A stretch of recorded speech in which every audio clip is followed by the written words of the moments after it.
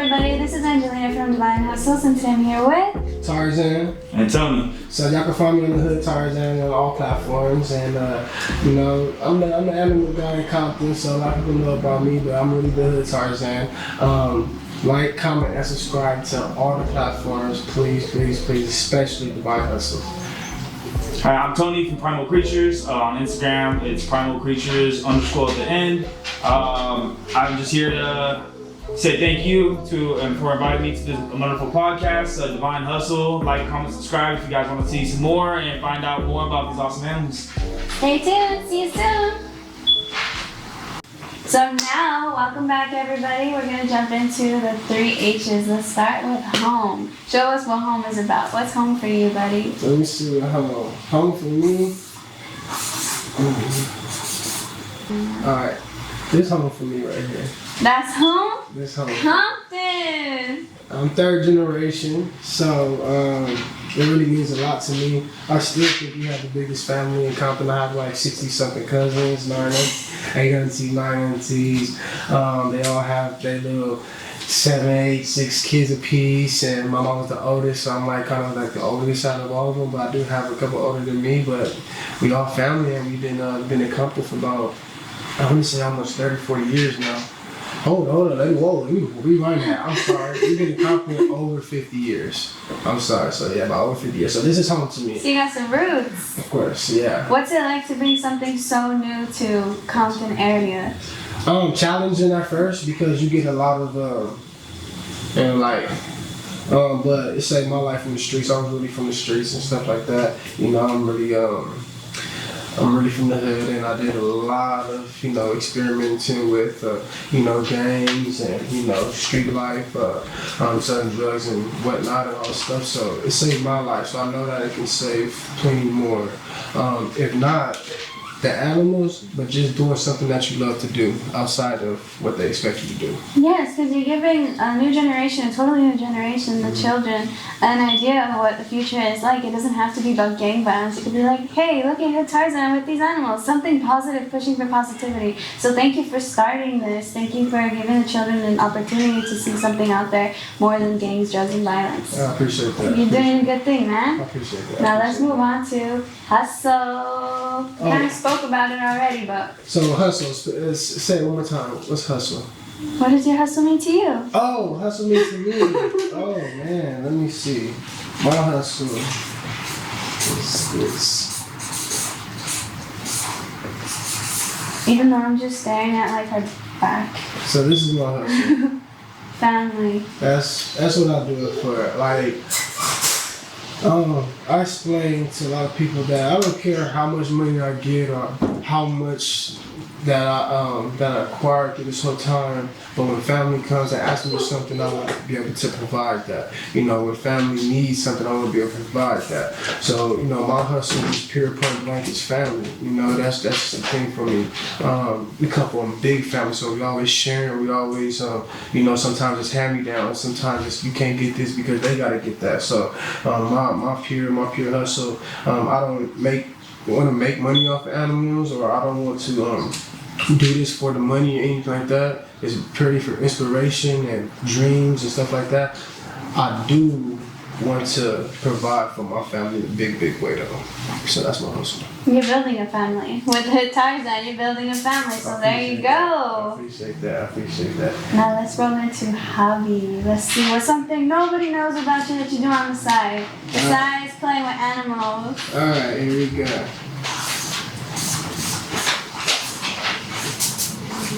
She's cuddling? Yeah. Oh no, she wrapping around you.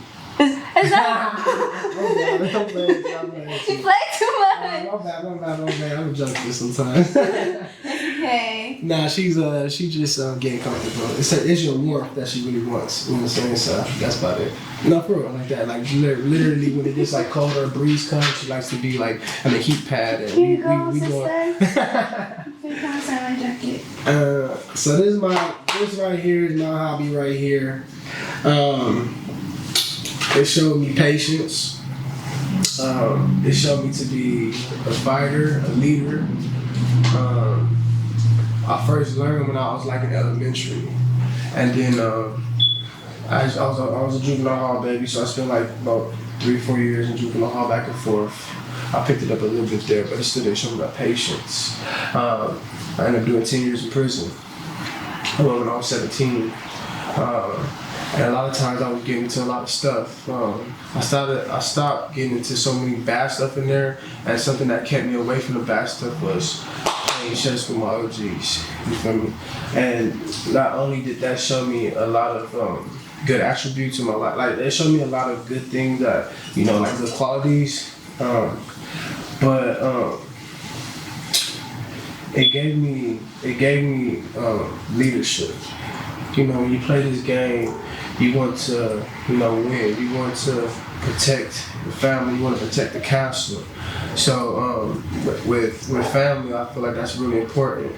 So on top of that, it made me have a really sharp mind. You know, I can learn things really easy. I'm happy it helped you in that way. I barely know how to play checkers, so you tell me to play any card game, I'll tell you, Uno, that's about it. Maybe Goldfish, but... That's how I started checkers. No lie, my grandpa used to whoop my butt and checkers, hop, hop, hop, hop, hop, whoop my butt. And then that just, you know, it just came along kind of board games or something that I learned with my grandfather and stuff like that. But I started with checkers. It's just something that you pick up, you know, being bored, I guess. But it turned into something special. It's a lesson that kept you tunnel vision. Mm-hmm. Definitely. As a kid, what was most important besides family, even though you were incarcerated? Football. That was my first love.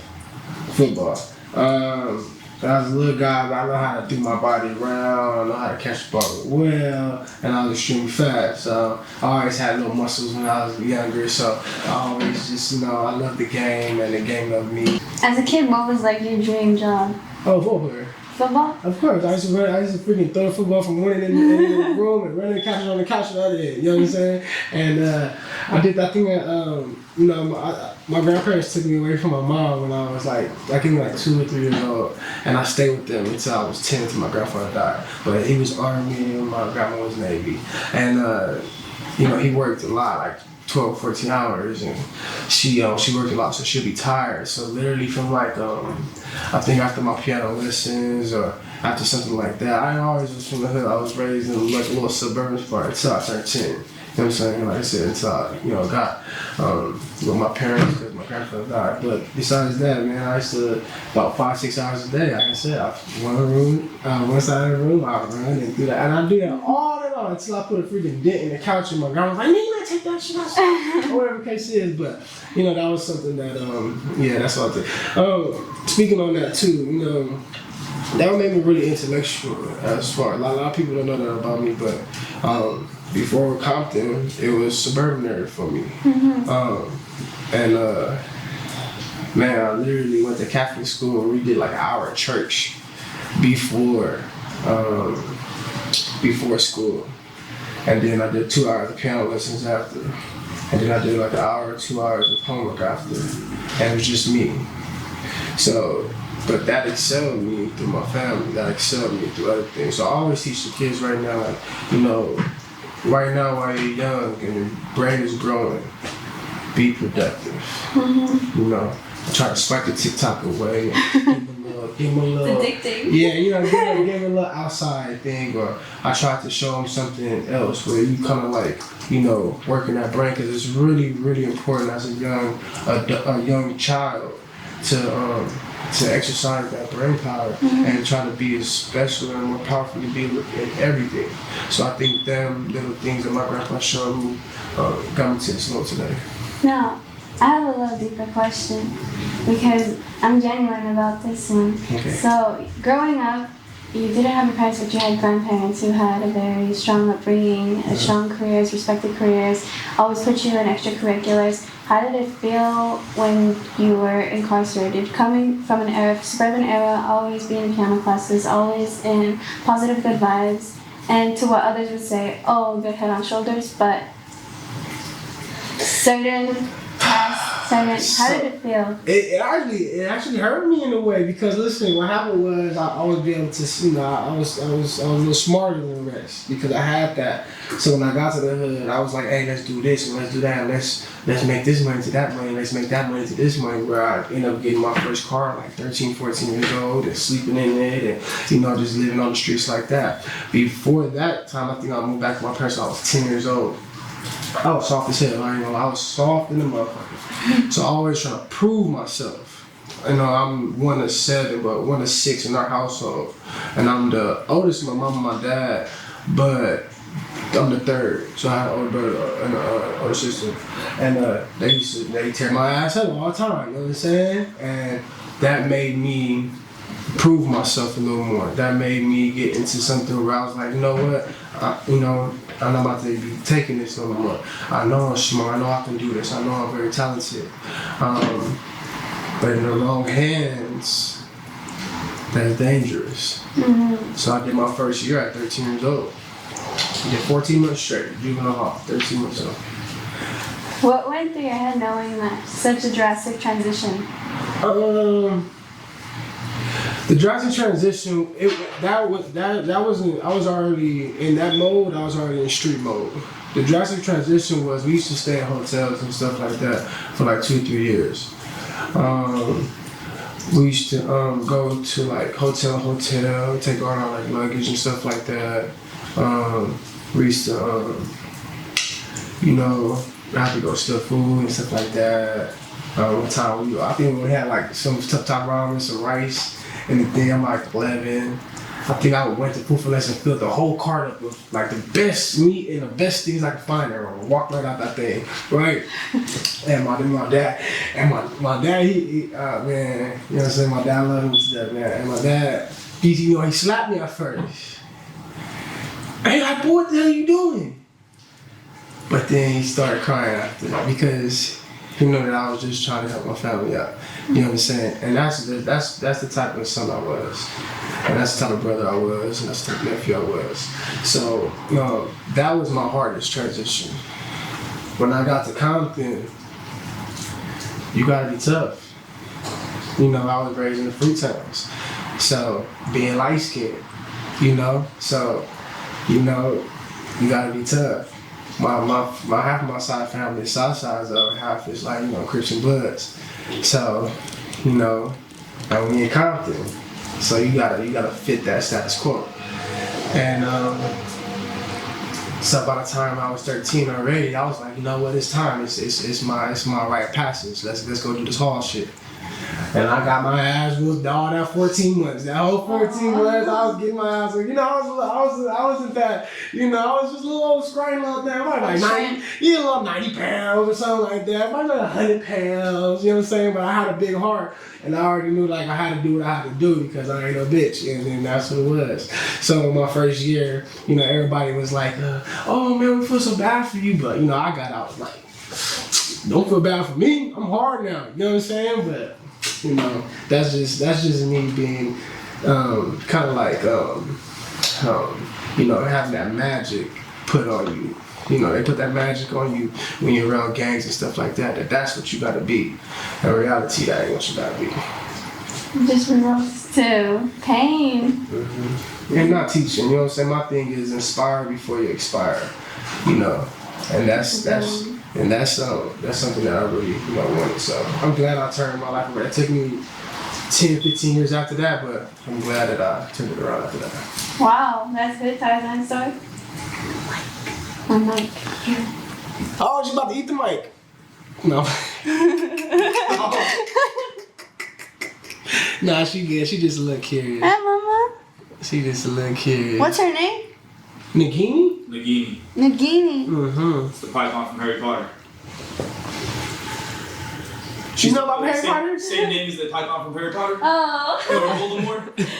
I'm like, wait, there ain't no way that the snake is that old, eh? No. She's old though. She's almost 15. Yeah. No, she's 12 actually. She's 12. We went through introductions and didn't introduce our special guest here. Oh my gosh, I'm so sorry. This is Nagini. She's a I don't want to say a teenager because she's very much in her adulthood, but she is a Burmese python, which is an invasive species in some parts, but not here in California. And I wouldn't mind them being invasive here. But she's 15 years old, and she's about 17 to 18 feet long. And I thought we'd do the whole segment with her out, just because she literally was my first big rescue, and she just showed me that snakes aren't that bad. They really aren't. And I've literally probably like 100 to 200 kids I've petted this snake right here. Took pictures with it, did parties with it, everything. So I have one other snake that I really trust, but if it's not her, Nagini, hands down, is a very trustworthy snake. And yeah, she's just been amazing. Yeah. In this next segment, we're going to be bringing out a new guest. You ready, Tom? Okay, so I don't know, I guess they're ready yet. okay, so now this snake right here, this is the longest snake in the world. I know Nagini she's very long, but this snake will literally get 25 feet long. And she's still a baby. And she's still a baby. How old is she? She's about 3, right? 4? 3 years old. What's her name? Oshun. Oshun? Yes, Ruby and goddess of motherhood. And I thought I'd bring this snake out because she's shedding, okay? Now, I'm going to give you the spiritual background of that, and my good friend is going to give you the science background of it. Spiritually, shedding means new beginnings, okay? A lot of people are scared of snakes, or they don't fuck with snakes because, when somebody be like, oh, that's a snake, or he a snake-ass snake, or he woo-woo. So what happened is that put bad slander on the snake name. So now everybody's like, I don't fuck with snakes because of that reason right there. And that's why slander is one of the bad sins in the Bible. But spiritually, if the snake did not, I want to say, tell Eve to eat the apple, they'll still be living in eternity. So without the snake, I don't think none of us would be here right now. Oh. So that's my spiritual meaning. People can have their own spiritual meanings, but that's just what I've done in my research and my loving nature of these beautiful animals. Now, scientifically wise, I'm gonna let my boy Tony come tell y'all what shedding means and what part does it play in their role as a snake. Welcome to Tony. And let's go ahead and put her back up so we don't have to sit here and focus on 2 snakes. For sure. Bye-bye, Nagini. How heavy? She's about 100 pounds. A little over 100. She's got a big old cage in my room. Plenty of room to hang out. Move around, get exercise. You ready? Mm-hmm. I do this. Yeah, go ahead. You want to keep moving with your hands? She doesn't mind? No, you want to keep moving. She really don't worry about it. No snake likes being pet, but they tolerate it. What? Yeah, no snakes, like the dogs like being touched and stuff. Snakes don't really like that, but they're like, I guess I'll let you do it. You're not hurting me. But if you kind of give them like a obstacle course, they like that. And also, they like the warmth that we give off. Mm-hmm. So we're just one big warm tree branch to them. Okay, explain the shedding process as scientific wise. So with these guys right here, they actually shed their entire body, including their eyes.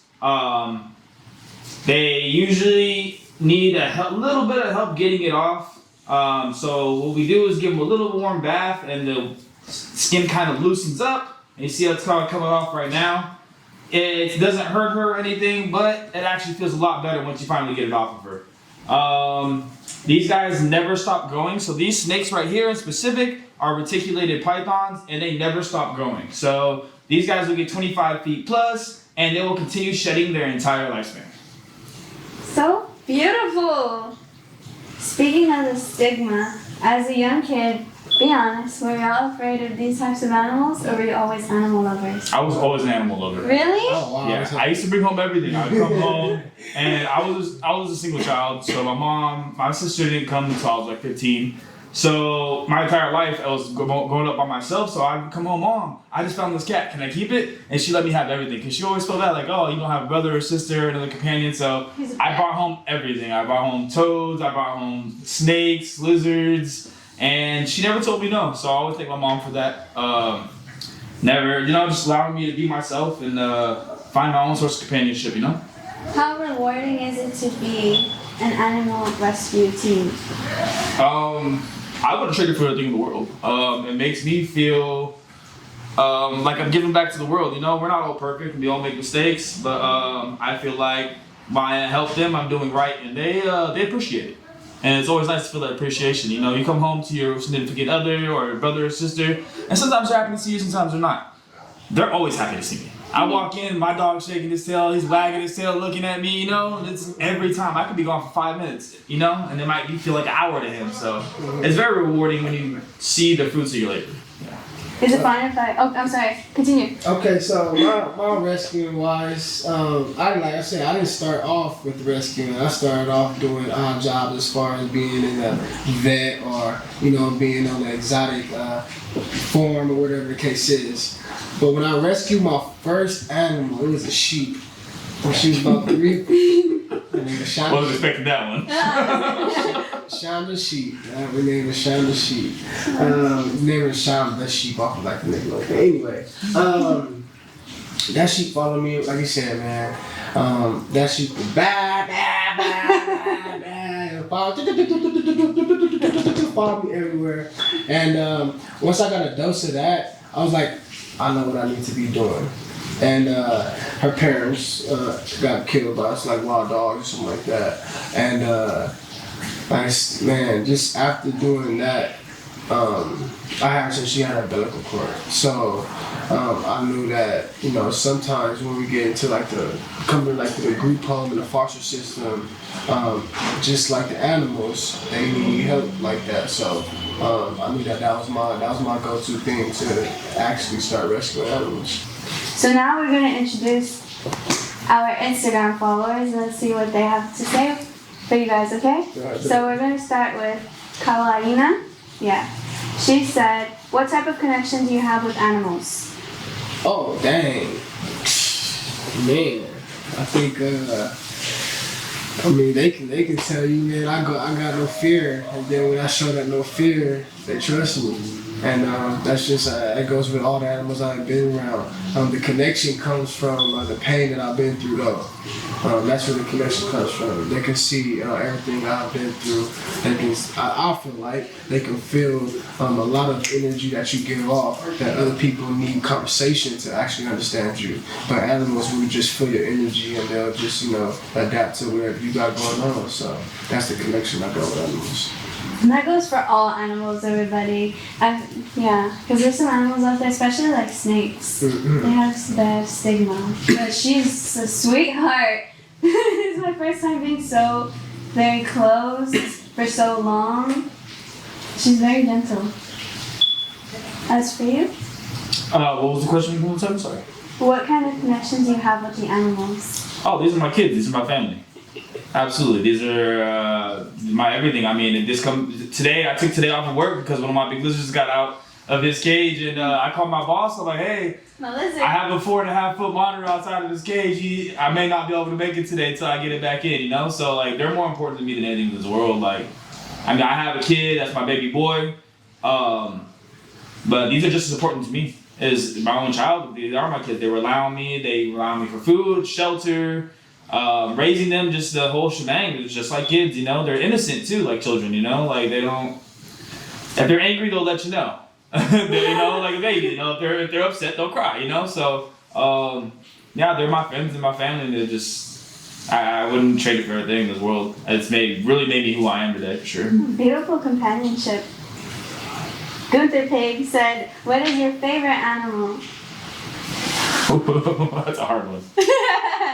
For me, it's not really. And I haven't even got the experience with these animals yet, but I've been doing constant studies on this animal. I feel like I'm the closest to this animal, and any animal, and it's the chimpanzee.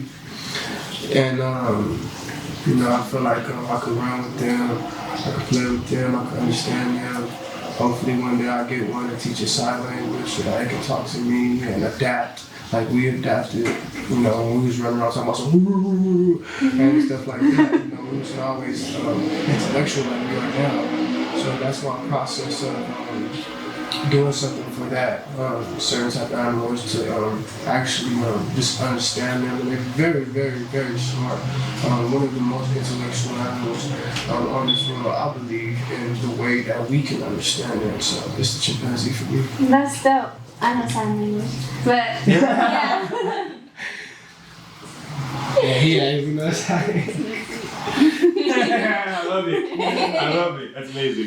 I grew up with a lot of difference. So yeah, my best friend right now is actually hard of hearing as well. So, or hearing impaired, you prefer. So that's amazing to know. It's nice to have people that speak the sign language. Like, yeah, saying, yeah, it's nice, you know, like it really makes people feel welcome when you're able to speak their language, you know? It's a totally different world too. For sure. It really is. I love meeting new people. I just took a few classes, made a few friends, and here I am. There we go. And for you, do you have a favorite animal? It's hard for me because they're all my favorite. I mean, I just love animals. It doesn't matter which one, they're all the same to me. The only thing I would say that maybe drew me into the animal world the most would be wolves. I was in San Diego. I lived out there for a few years, and while I was out there, I went to go buy a Malamute. And I get to the lady's house, and it's a compound with different packs of wolves. And she let me pick out my own cub. She had to hold the mom back because the mom was still, you know, very instinctive, you know, motherly, and wanted to protect her babies. The father was allowed to roam around, so I picked the one that was closest to the father. That followed him around everywhere. I named him Coda Bear, brought him back home, and you can teach them they learn how to talk. I had one that would actually howl back goodbye. So I would turn around, wave, and it would be, howl back goodbye, yeah, woo! And I was like, they'd say, I love you. I said, I love you, or woo, woo, woo, woo. Like, you know, it was really cute. So they're just awesome animals. So that made me closer to animals. That's so sweet. My dog just barks at the mailman. Ray Choppins said, what do you think might be the greatest challenge of working as an animal rescuer? Oh, man.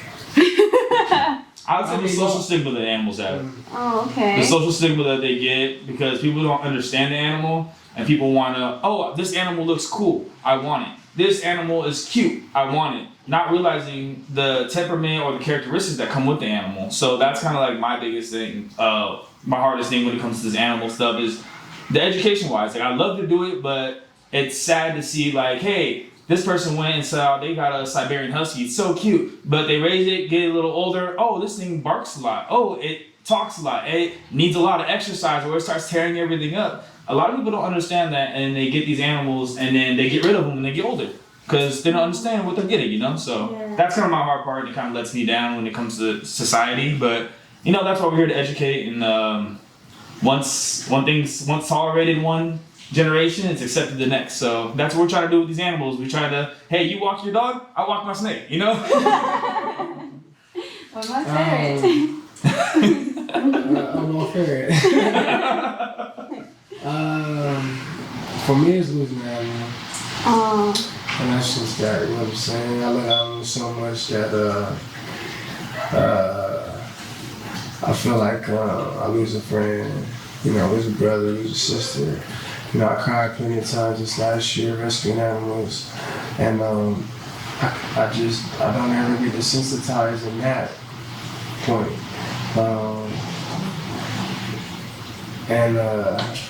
You know, like I said, they feel the energy and stuff like that. So, you know, a lot of animals come up to me and they'll just sit by me, or, you know, they'll just, you know, mourn with me and stuff like that. So that's my biggest challenge, you know, doing the rescuing, doing the animal thing is just losing. Family member. It's okay. Yeah, it's tough. It really is. He's videoing me and whatnot. So. Okay, cool. So right now we're just gonna do an introduction.